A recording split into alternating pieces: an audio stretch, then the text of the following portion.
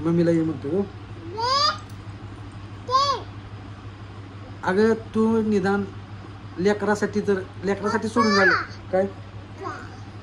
ती लेकरू बघ कसं म्हणजे कसं राहते माझ्यासोबत, तुझे किती हाल होत असतील. ह्या गोष्टी तुला थोड्या तरी कळायला पाहिजे होत्या.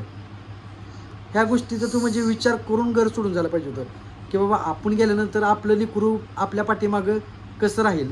आज तू त्याच लोकांचा विरोध करते का जेपर्यंत काल लोक म्हणजे तुझी बाजू मांडत होते.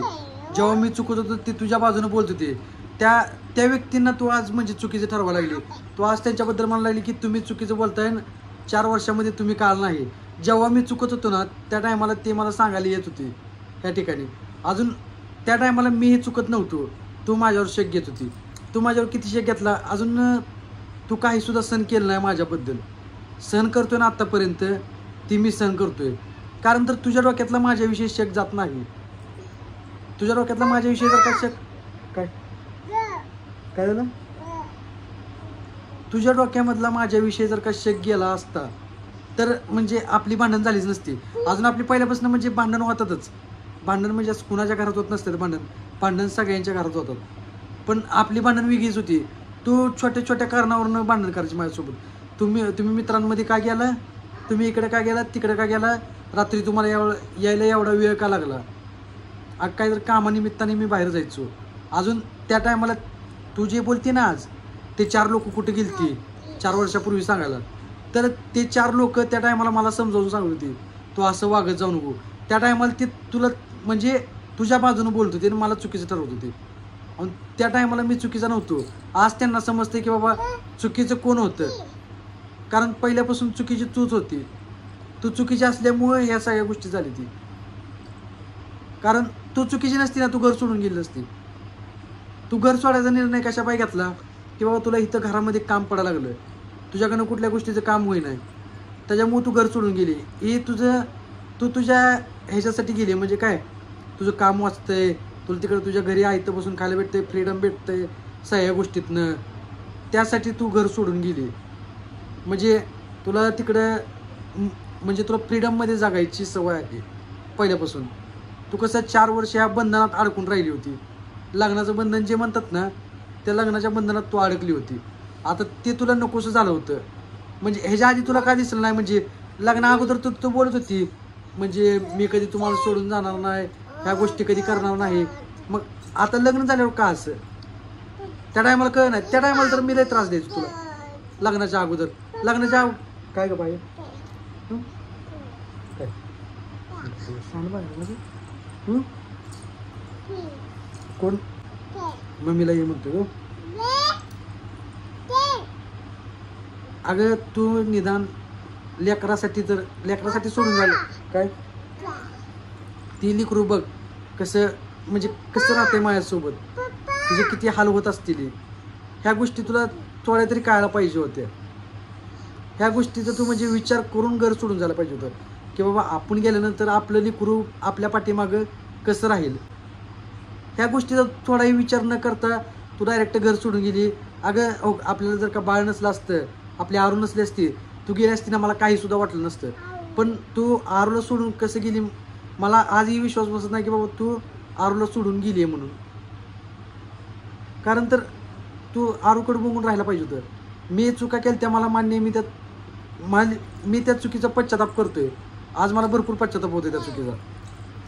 पण चुका मी एकट्यानं नाही केल्या, चुका तूही केली. ती जेवढ्या माझ्या चुका आहेत ना त्याच्या डबल तुझ्या चुका आहे ती. अजून ते 4 लोक जे तू काल श्वेता मॅडमबद्दल जे बोलली का, तुम्हाला माहीत नाही मी तुमच्या ऐकण्यावरून आले असते, पण ही माणूस पहिले म्हणजे मी जर का माघारी आले तर ही माणूस पहिल्यासारखंच राहणार आहे. तू एक चान्स तर देऊन बघ ना. तू चान्स द्यायच्या अगोदरच कसं काय बोलती. तू याच्या आधी कधी मला चान्स दिलाय एक तर. अगं तू जसं बोलली तसं मी राहिलोय. तुझ्या शब्दाच्या कुठल्या पुढे गेलो नाही मी. अजून मी तुझ्या शब्दाच्या पुढे जातही नाही. तू मला म्हणली ह्या गावाला जायचं नाही, त्या गावाला जायचं नाही, तर मी त्या गावाला कधीच गेलो नाही. काय ग बा, मम्मीला म्हण ये म्हणून, मम्मीला म्हणावं ये म्हणा माघारी, मला तुझी आठवण येते. मम्मीची आठवण येते ना तुला भरपूर येते. हा इथं बसून मला सांग पहिलं, पळून जाऊ नको.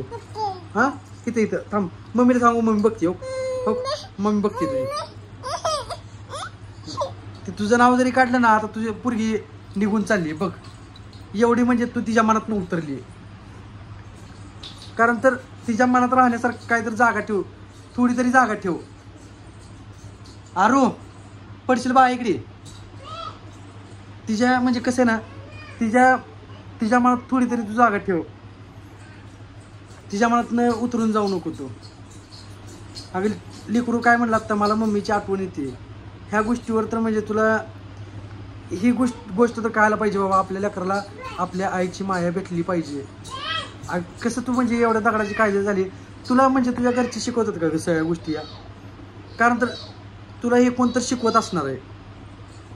कारण तर आपल्या पोटच्या लेकराला सोडून कोण कसं राहू शकतं ग? झाली तर अगं लय झालं, कोण आपल्या पोटच्या लेकराला सोडून 1-2 तास पण राहू शकत नाही. तू 1 महिना झाला राहिली रे. तुला ह्या गोष्टीचं म्हणजे काय वाटत नाही का? अगं माझ्या चुक्या सोड ग, पण तू आपल्या लेकराचे हाल करू नको. लेकराला तुझी आठवण येते. त्या स्वतः म्हणली व्हिडिओमध्ये, ती स्वतः बोलली, मम्मी मला तुझी आठवण येते. तिला बोलता येत नाही. मी तिला विचारलं तुला आईची आठवण येते का, तर ती डायरेक्ट हा बोलली. आता तू ह्याच्यात बघितलं पण असेल तर तू त्या गोष्टीसाठी तर आता तरी तुझा राग सोड, ॲटिट्यूड सोड. आपण नव्याने सुरुवात करू. इथून पुढे माझ्याकडनं काही चूक झाली ना तर तू आरूला घेऊन बिंदास जा. मी तुला अडवणार नाही. अजून मी त्या टायमाला म्हणजे तुझ्या आडवही येणार नाही की बाबा की तू चालली आहे, तू चुकते म्हणून. मी असंही पण करणार नाही. मी इथनं पुढे माझी चुकी कधी, मी माझ्याकडनं चुकी कधी होऊ देणार नाही. तू जसं म्हणशील ना मी तसं राहायला तयार आहे. पण मी एवढं सगळं सॅक्रिफाईस कशापाय करायला लागलो माहिती आहे? माझ्या पुरीसाठी करायला लागलो. तर तू याचा गैरफायदा घेऊ नको. कारण तर मला माझ्या काय जरी झालं ना, मला माझ्या पुरीला खुश बघायचं. मला माझ्या पुरीला आनंदात ठेवायचं. मी माझ्या पुरीच्या खुशीसाठी आहे ना कुठल्याही गोष्टीचा त्याग करू शकतो. मध्ये मी लग्न करायचा निर्णय घेतला होता. मी लग्न करायचा निर्णय का कॅन्सल केला की बाबा माझ्या लेकराचे नंतर ना हाल होतील. कारण तर मला माझ्या लेकराला सुख भेटणारच नाही ना मी लग्न केल्यावर. मी लग्न केल्यानंतर म्हणजे मी जिच्यासोबत पण लग्न करेन ती काय आरूला सांभाळणार आहे का नीट? तुझ्यासारखं कोण सांभाळणार आहे का? काय बा हां काय राहिली तू? अगं ती लेकरू म्हणजे कसं माहिती आहे, बिगर आईचं किती लय झालं. 1-2 दिवस पण राहू शकत नाही. पण ती 1 महिना राहिली. अगं आश्चर्याची गोष्ट आहे. 1 महिना झालं तिला तिच्या आईपासून लांब केलं. तू तिचं म्हणजे तू तिच्यापासून तिच्या आईचं काय म्हणतात त्याला, तू तिच्यापासून तिची आई चोरली. ह्या गोष्टीचं खरंच मला इतका राग येतोय ना, अजून मला इतकं वाईटही वाटतोय. असं वाटतं की तुला तिथे येऊन डायरेक्ट मारावं. पण कसं आहे ना, तुझ्या तिकडे यायचं म्हणलं ना तर तू तिथं सापडत नाही. तू लगेच निघून जाते. अजून आता तर म्हणे तू नवीनच विषय केला आहे, तुला जॉब लागला आहे. तर तू त्या जॉबच्या जीवावर सगळ्या ह्या गोष्टी करायला लागली. अगं खरी चुकी तुझ्या घरच्यांची आहे. तुझ्या घरच्यांनी आहे ना तुला पाठवून द्यायला पाहिजे होतं. तुझ्या घरच्यांनी तुला तिथे ठेवून घेऊन खूप मोठी चुकी केली. मला तुझ्या घरच्यांना एकच सांगायचं, तुम्ही तिला माघारी पाठवून द्या.